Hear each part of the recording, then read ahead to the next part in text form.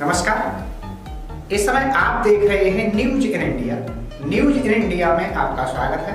आइए नजर डालते हैं आज की कुछ खास खबरों पर। आगरा में थाना चिन्हाट के नाहिकापुरवा गांव में 25 मार्च की रात सुनील कुमार का सिर कुचलकर हत्या कर दी गई थी।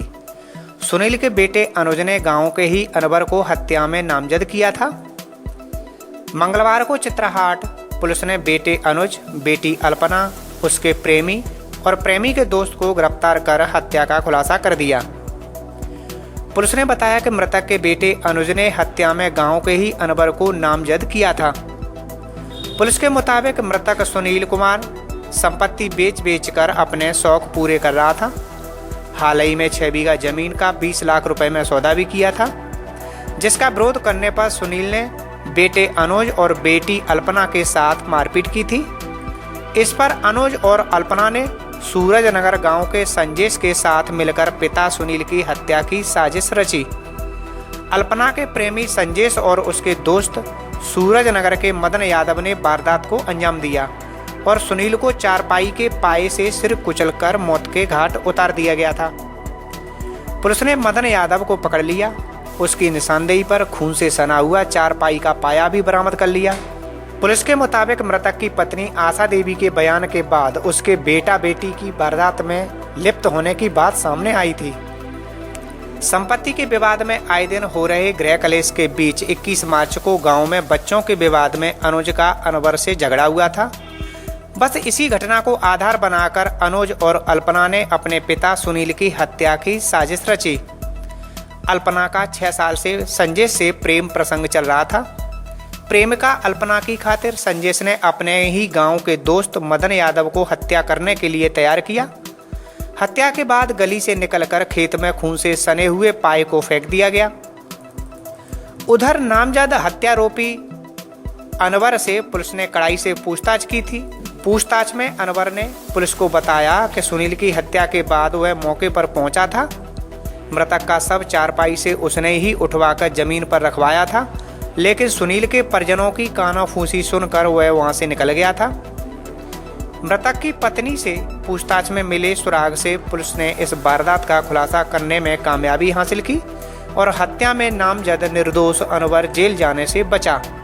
राफेल लड़ाकू विमानों की नई खेप आज फ्रांस से भारत पहुंच रही है। आपको बता दें कि खबरों के मुताबिक 3 राफेल लड़ाकू विमान आज शाम अंबाला के एयरबेस पर लैंड करेंगे।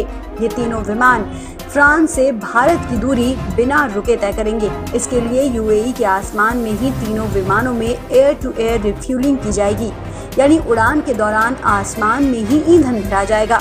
गौरतलब है कि भारत और फ्रांस के बीच 36 राफेल लड़ाकू विमान की डील है। भारत में फ्रांसीसी दूत लेनी ने कहा कि कोरोना के बावजूद 2022 तक तय समय में सारे लड़ाकू विमान भारत को सौंप दिए जाएंगे। राफेल लड़ाकू विमानों की पहली खेप 29 जुलाई 2020 को भारत पहुंची थी। लगभग 6 सप्ताह बाद इन विमानों को भारतीय वायुसेना में शामिल करने के लिए एक समारोह भी आयोजित किया गया था। दूसरी खेप में 3 राफेल लड़ाकू विमान 3 नवंबर को, तो तीसरी खेप में 27 जनवरी को 3 अन्य राफेल विमान भारत आए थे। रूस से सुखोई जेट विमानों की खरीदी के 23 साल बाद राफेल के रूप में भारत ने लड़ाकू विमानों की बड़ी खरीद की थी। इन विमानों का पहला स्क्वाड्रन अंबाला वायु स्टेशन में तैनात है।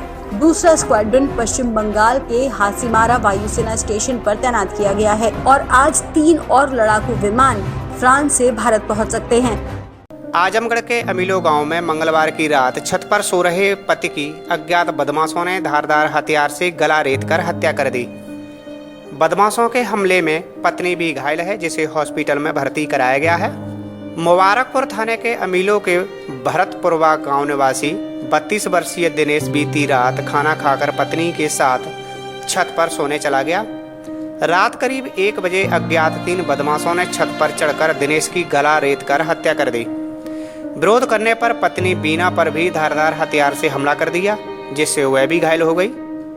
पत्नी के शोर मचाने पर पास के लोग जाग गए। सूचना पर पुलिस भी मौके पर पहुंची। मृतक 3 भाई और 2 बहनों में सबसे बड़ा था। मोहल्ले में इस समय तरह तरह की चर्चाएं हो रही हैं। जब हम लोग को सारा जो 12:30 बजे के बाद जब पेशाब करने गया था। तो मेरे पहले जो है हम लोग सोए थे तो हमारी बीवी इधर से आ रही थी, तो हम लोग इधर अंदर सोए थे इसी पर। उधर से आ रही थी तो उसी जब उधर देखी थी उसकी वो जीना वो गिर के इधर सीढ़ी पर से गिर के इधर से इसी पड़ी। तो देख के डर गए, बोले कि अरे, फिर मोबाइल देखा तो बीना है। तो एक बाद तो बड़की भाभी को मेरे को उसको जगाया, चिल्लाए कस के। फिर एक बाद आवाज़ आई तो मैं इधर से हम लोग चिल्लाया कि क्या बात है क्या बात है। इसके बाद देख रहा हूँ तो उधर जीना उधर पड़ी है, उसी को देख रहा हूँ। उसको देखने के बाद फिर जो है भतीजे को उसको छोटे भाई को उधर बुलाया, सबको बुलाया, भाई को बुलाया, छोटा भाई को, सब लोग आए। फिर इसको अभी इसको उसी को देख रहा हूँ। फिर इसके बाद उसको देखने के बाद ऊपर जा रहा हूँ तो ये तमाशा हो। किसी पे शक हो? सब में आप किसी का जब देखा ही नहीं तो किसी के पास किसी से दुश्मनी वगैरह? दुश्मनी ना है। देश में कोरोना संक्रमण खतरनाक तरीके से बढ़ता जा रहा है। लगातार 7वें दिन 50,000 से ज्यादा कोरोना केस सामने आए हैं। यही नहीं, 16 दिसंबर के बाद पहली बार एक दिन में 350 से ज्यादा संक्रमितों की मौत हो गई। स्वास्थ्य मंत्रालय की ताज़ा रिपोर्ट के अनुसार पिछले 24 घंटे में 53,480 नए कोरोना केस सामने आए। इस दौरान 354 लोगों ने अपनी जान गंवा दी। हालांकि 41,280 लोग कोरोना वायरस को मात देकर ठीक भी हुए हैं। देश की मौजूदा स्थिति की बात करें तो केंद्रीय स्वास्थ्य मंत्रालय के आंकड़ों के मुताबिक देश में कुल केस की संख्या 1,21,49,335 पहुंच गई है। वहीं स्वस्थ होने वाले मरीजों की कुल संख्या 1,14,34,301 है, जबकि इस महामारी की वजह से अब तक 1,62,468 लोग अपनी जान गंवा चुके हैं। वहीं बात करें एक्टिव केस की तो देश में 5,52,567 सक्रिय मामले हैं। कोरोना का सबसे ज्यादा कहर महाराष्ट्र पर टूट रहा है। हालांकि महाराष्ट्र में कोरोना की रफ्तार पर बीते कुछ दिनों की तुलना में लगाम लगी है, लेकिन तब भी महाराष्ट्र में पिछले 24 घंटे में करीब 28,000 नए केस सामने आए हैं, जबकि कोरोना के चलते 139 लोगों की मौत हो गई। इसके अलावा तमिलनाडु, केरल, गुजरात, मध्य प्रदेश, कर्नाटक और पंजाब में भी 2,000 से ज्यादा मामले सामने आए हैं। यही आंकड़े लोगों की परेशानी को बढ़ाते जा रहे हैं, जिस पर लगाम लगाने के लिए राज्य सरकारें पूरी कोशिश कर रही हैं। तो ये 94% है। 10 जिले जो देश में जहां अधिकतम एक्टिव केसेस हैं, उनमें पुणे, मुंबई, नागपुर, ठाणे, नासिक, औरंगाबाद, बेंगलुरु अर्बन, नांदेड़, दिल्ली और अहमदनगर है। यानी जो 10 जिले हैं जहां की अधिकांश एक्टिव केस केंद्रित हैं, उनमें 8 जिले महाराष्ट्र के हैं, एक दिल्ली है। हम दिल्ली को एक एडमिनिस्ट्रेटिव यूनिट मानते हैं, हालांकि यहाँ technically speaking there are multiple districts, but we are taking Delhi as one district. And Bengaluru urban, एक जिला कर्नाटक का, एक दिल्ली और 8 जिले महाराष्ट्र के। अब अगर ग्राफ देखें कि कैसे जो डेली केसेस हुए हैं उनकी स्थिति क्या रही है, तो आप देखेंगे कि पिछले साल के जुलाई से ये केसेस बढ़ने शुरू हुए थे और सितंबर के मध्य में, पिछले साल के सितंबर के मध्य में इनका मैक्सिमम पॉइंट आया था। और उसके बाद देश में कोविड के केसेस जो हैं उनमें घटना शुरू हुआ उनका, और रैपिड और कॉन्टिन्यूअस डिक्लाइन हुआ, और ये डिक्लाइन फरवरी के मध्य तक चला। उत्तर प्रदेश के बांदा में मरीज की मौत से भड़के परिजनों ने जिला अस्पताल में तोड़फोड़ की और डॉक्टरों को दौड़ा दौड़ा कर पीटा। मौके पर पहुंची पुलिस ने कुछ लोगों को हिरासत में ले लिया है। आपको बता दें कि शहर के केवटरा निवासी नवल किशोर के पुत्र अमर की घर में हालत बिगड़ गई थी। परिजन उसे जिला अस्पताल लेकर पहुंचे, जहां कुछ देर बाद मौत हो गई। परिजनों ने डॉक्टर पर इलाज में लापरवाही का आरोप लगाते हुए हंगामा शुरू कर दिया। ट्रामा सेंटर, पर्चा काउंटर, डॉक्टर कक्ष और ऑक्सीजन सिलेंडर में तोड़फोड़ कर दी, शीशे चकनाचूर कर दिए। रोकने पर कई स्वास्थ्य कर्मियों से हाथापाई की गई। डॉक्टर और अन्य स्वास्थ्य कर्मियों ने किसी तरह भागकर जान बचाई। कुछ देर बाद कोतवाली प्रभारी निरीक्षक जयश्याम शुक्ल फोर्स के साथ मौके पर पहुंचे। हंगामा कर रहे कुछ लोगों को हिरासत में ले लिया। नाराज परिजन जिला अस्पताल के सामने एसपी ऑफिस वाली गली की सड़क पर बैठ गए। पुलिस के छोड़ने पर मामला शांत हुआ। उधर पुलिस ने शव को कब्जे में लेकर पोस्टमार्टम के लिए भेज दिया है। इंस्पेक्टर का कहना है कि युवक की मौत हार्ट अटैक से बताई गई है। परिजनों का आरोप है कि डॉक्टर ने लापरवाही बरती, इस वजह से उसकी मौत हुई है। आज ये क्योटरा से अमर निषाद पुत्र रज्जी निषाद उम्र करीब 21-22 साल के, ये करीब 5:45 बजे जिला अस्पताल लाए थे। परिजनों का ये कहना था कि ये खड़े खड़े चक्कर खा के गिर गया। अब मृत्यु का कारण तो पोस्टमार्टम से स्पष्ट होगा। इसमें इनके परिजनों द्वारा इनकी मृत्यु के आक्रोश स्वरूप थोड़ी सी वाद विवाद यहाँ अस्पताल कर्मियों में किया गया। सभी को समझा बुझा के घर रवाना किया गया। बॉडी पोस्टमार्टम के लिए भेज दी गई है। जांच उपरांत वैधानिक कार्रवाई की जाएगी। इसका ये कहना था कि वो हॉस्पिटल में आए हैं तो इसके इलाज में देरी हुई, लेकिन अस्पताल प्रशासन का कहना है कि उनको इसके इलाज का मौका नहीं मिला, वो पहले ही जो है खत्म हो गया। श्री कृष्ण की नगरी मथुरा में होली के बाद बलदेव नगरी साक्षात देवलोक नजर आई, जब विश्व प्रसिद्ध हुरंगा का आयोजन दाऊजी मंदिर में हुआ। अबीर गुलाल और फूलों की वर्षा के साथ गोपी स्वरूप महिलाओं ने ग्वाला स्वरूप हुरियारों के नंगे बदन पर कपड़े से बने कोड़े बरसाए।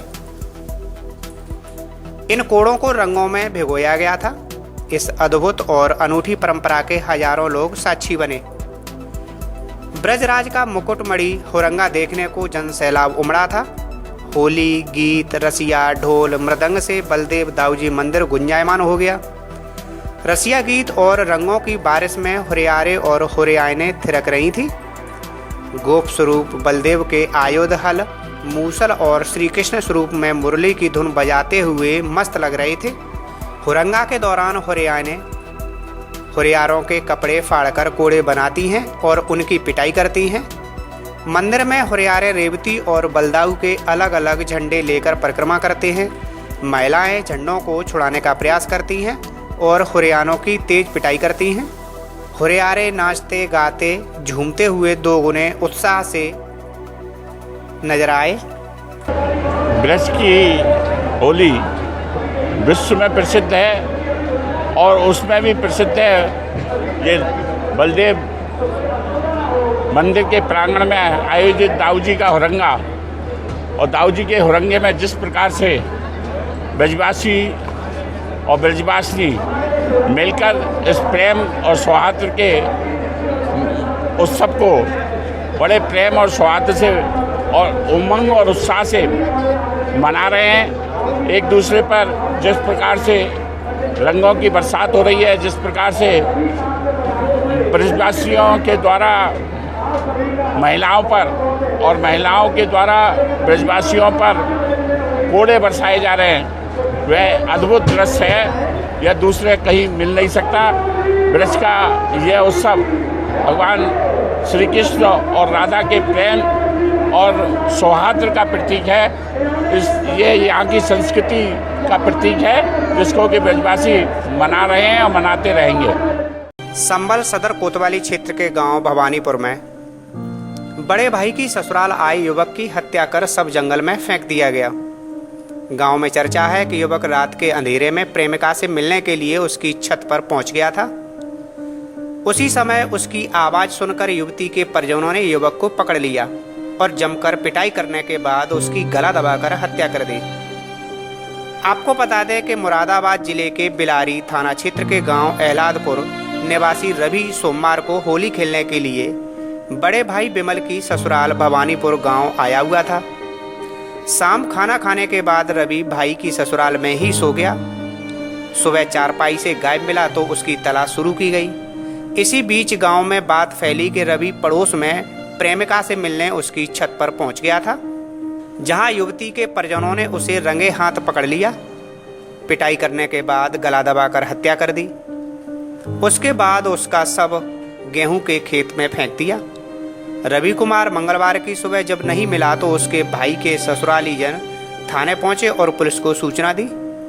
वहीं सीओ अरुण कुमार सिंह ने बताया कि शव पोस्टमार्टम के लिए भेज दिया गया है। तहरीर मिलने के बाद मुकदमा दर्ज होगा। संबल थाना क्षेत्र में भवानीपुर ग्राम में गेहूं के खेत में एक लड़के की डेड बॉडी मिली। उसकी शिनाख्त रवि सना वीर सिंह अहले दादपुर थाना बिलारी का रहने वाला था। जानकारी करने पे ये पता चला कि ये भवानीपुर में अपने रिश्तेदारी में आया हुआ था। पड़ोस की किसी लड़की से इसका प्रेम प्रसंग था। रात में उसके घर में छत पे चला गया उससे मिलने, जहाँ लड़की के पिता ने इसको पकड़ लिया। उसके बाद इसको मारा पीटा तथा गला दबा के हत्या कर दी और डेड बॉडी ले जाके गेहूँ के खेत में फेंक दिया। इसमें मुलजिम गिरफ्तार है, मुकदमा लिखा जा रहा है। डेड बॉडी को पंचायतनामा करके पोस्टमार्टम के लिए भेज दिया गया। अनुगत कार्रवाई की जा रही है। बाहुबली विधायक मुख्तार अंसारी को बुधवार को मोहाली कोर्ट में पेश किया गया। इस दौरान अंसारी पर मोहाली में दर्ज मामले में पेश की गई चार्जशीट की कापियां दी गईं। मामले की अगली सुनवाई 12 अप्रैल को होगी। बाहुबली विधायक व्हील चेयर पर कोर्ट में लाया गया था। कड़ी सुरक्षा के बीच अदालत लाया गया विधायक बेसुध दिखा। यहां सुनवाई के बाद उसे रोपड़ जेल वापस भेज दिया गया। आपको बता दें कि यूपी के बाहुबली नेता मुख्तार अंसारी के मुकदमे और उनकी कस्टडी ट्रांसफर की याचिका पर सुप्रीम कोर्ट ने 26 मार्च को फैसला सुनाया था। कोर्ट ने कहा था कि अंसारी को 2 हफ्ते के अंदर उत्तर प्रदेश की जेल में शिफ्ट करना होगा, क्योंकि पंजाब सरकार की ओर से दी गई दलीलों से कोर्ट संतुष्ट नहीं हुआ था। इससे पहले पंजाब सरकार ने रूपनगर जेल में बंद विधायक और माफिया डॉन मुख्तार अंसारी को उत्तर प्रदेश सरकार को सौंपने से इनकार कर दिया था। 14 आपराधिक मुकदमे के लिए यूपी सरकार को अंसारी की कस्टडी की दरकार है। जनवरी 2019 से अंसारी पंजाब की जेल में बंद है, जहां से उसे जबरन वसूली मामले में नामजद किया गया था। यूपी सरकार ने सुप्रीम कोर्ट में याचिका दायर करके कहा था कि अंसारी की अनुपस्थिति के कारण यूपी में मुकदमों की सुनवाई नहीं हो पा रही है। यूपी सरकार की याचिका पर पंजाब सरकार ने सुप्रीम कोर्ट में हलफनामा दायर कर अंसारी को यूपी सरकार की हिरासत में देने से इनकार किया था। पंजाब सरकार ने इसका कारण अंसारी के स्वास्थ्य को बताया था। जेल अधीक्षक के माध्यम से दायर हलफनामे में कहा गया था कि अंसारी कई बीमारियों से पीड़ित है। यूपी सरकार की रिट याचिका को खारिज करने की मांग करते हुए पंजाब सरकार ने कहा था कि वह चिकित्सकों की राय के अनुसार काम कर रही है। हलफनामे में कहा गया था कि यूपी की रिट याचिका विचार करने योग्य नहीं है, क्योंकि पंजाब में अंसारी को हिरासत में रखे जाने को यूपी अपने मौलिक अधिकार के उल्लंघन का दावा नहीं कर सकती। राज्य सरकार का कहना था कि अदालत ने कई बार अंसारी को पेशी वारंट जारी किया, लेकिन जेल अथॉरिटी ने स्वास्थ्य का हवाला देते हुए अंसारी को यूपी भेजने में टाल मटोल करती नजर आ रही थी। यूपी में लगातार बढ़ रहे कोरोना संक्रमण के मामलों को देखते हुए प्रदेश सरकार ने कक्षा 8 तक के स्कूलों को 4 अप्रैल तक बंद रखने का निर्णय लिया है। मुख्य सचिव आर.के. तिवारी ने कहा कि कोरोना संक्रमण के बढ़ते मामलों को देखते हुए कक्षा 8 तक के सभी स्कूलों को बंद रखने का निर्देश दिया गया है।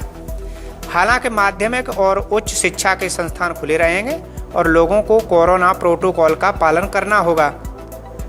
दरअसल प्रदेश में कोरोना संक्रमण तेज होता जा रहा है। बीते 10 दिन में एक्टिव केस 4 गुना बढ़कर 9,195 हो गए। 20 मार्च को प्रदेश में 2,774 केस सक्रिय थे। 2 दिन में 2,286 नए मरीज मिले हैं, जबकि 15 लोगों की मौत हो चुकी है। मंगलवार को 918 नए मरीज मिले, जबकि 10 मरीजों की मौत हो गई। 11 जनवरी के बाद ये पहला मौका है जब एक दिन में मौत का आंकड़ा 2.5 में पहुंच गया।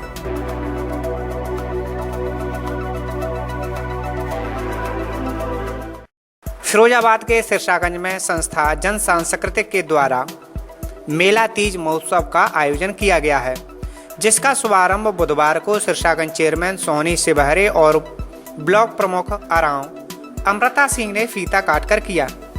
ये मेला 31 मार्च से शुरू होकर 14 अप्रैल तक चलेगा और 15 अप्रैल को इसका समापन होगा। वहीं पालिकाध्यक्ष सोनी शिवहरे ने भी हर तरह के सहयोग का आश्वासन दिया है। साथ ही अधिकारियों ने मेले की व्यवस्था में प्रशासन के द्वारा पूरा सहयोग दिए जाने का वादा किया। इस दौरान अतिथियों ने कहा कि मेला समाज की संस्कृति के वाहक होते हैं। भारतीय संस्कृति को आगे बढ़ाने में मेलों का अधिक महत्व है। ये सिर्फ मनोरंजन ही नहीं बल्कि वर्तमान पीढ़ी को पुरानी पीढ़ी के विचारों से अवगत कराने का एक सही माध्यम होते हैं। का उद्घाटन समारोह है, उसमें मैं सबसे पहले तो सभी अपने बड़े महानुभावों को, साथ ही हमारे बड़े भाई चेयरमैन साहब को बहुत बहुत धन्यवाद देती हूँ कि उन्होंने मुझे इसमें आमंत्रित किया। साथ ही मैं सबसे ये कहना चाहती हूँ कि ये मेला बहुत पुराना है और बहुत ही इस मेले की एक अलग गरिमा है। यहाँ सभी प्रकार की वस्तुएं हमें उचित मूल्य पे मिलती हैं। तो मैं सभी नगरवासियों से अनुरोध करूँगी कि इस मेले में आए और साथ ही मैं सबसे ये भी अनुरोध करना चाहती हूँ क्योंकि अभी कोविड-19 ख़त्म नहीं हुआ है तो वे बराबर दूरी बना के रखें, मास्क पहन के आए और कोविड-19 के सभी नियमों का पालन करें और अपनी सावधानी सुरक्षा खुद बरतें। गौरतलब है कि सिरसागंज के मेले के आयोजन में न सिर्फ सिरसागंज बल्कि दूर दराज के ग्रामीण भी आते हैं। सुरक्षा को देखते हुए आयोजकों की ओर से पूरे मेला परिसर में सीसीटीवी कैमरे लगवाए गए हैं। देखिए, मेला तीज महोत्सव हमारी वर्षों पुरानी यहाँ की धरोहर है, परंपरा है हमारे क्षेत्र की। ये बात यथार्थ है कि अभी हम कोरोना से गूंज रहे हैं, कोविड-19 से अभी गूंज रहे हैं, लेकिन इनके साथ साथ हमारे जो धार्मिक आयोजन हैं और ऐसी जो परंपराएं हैं, कोरोना गाइडलाइन के अकॉर्डिंग नियमों का अक्षरश पालन करते हुए और हर एक प्रकार की सावधानी को बरतते हुए हम इस आयोजन को, इस अपनी धरोहर को सींचने का काम करने जा रहे हैं। राम प्रकाश अग्रवाल जी, राजनाथ गुप्ता जी और संजय शर्मा जी, सोनू जी, इनके जो सहयोग जी के रूप में पूरी टीम इस मेले को आगे बढ़ाने का काम कर रही है। बहुत सारे ऐसे प्रबंध कोविड-19 को देखते हुए किए गए हैं। सैनिटाइज़र मशीन वगैरह वो भी यहाँ लगाई जा रही है। मास्क वगैरह का भी वितरण सुनिश्चित किया गया है और सोशल डिस्टेंसिंग का अनुपालन अक्षरश रहे, इसका भी आयोजक टीम के द्वारा अक्षरश ध्यान रखने का काम किया जा रहा है। इस गाइडलाइन के साथ इस मेले का आयोजन होने जा रहा है। नगर पालिका की तरफ से क्या व्यवस्था उपलब्ध कराई जाएगी? नगर पालिका के द्वारा साफ सफाई की व्यवस्था, समुचित जल व्यवस्था,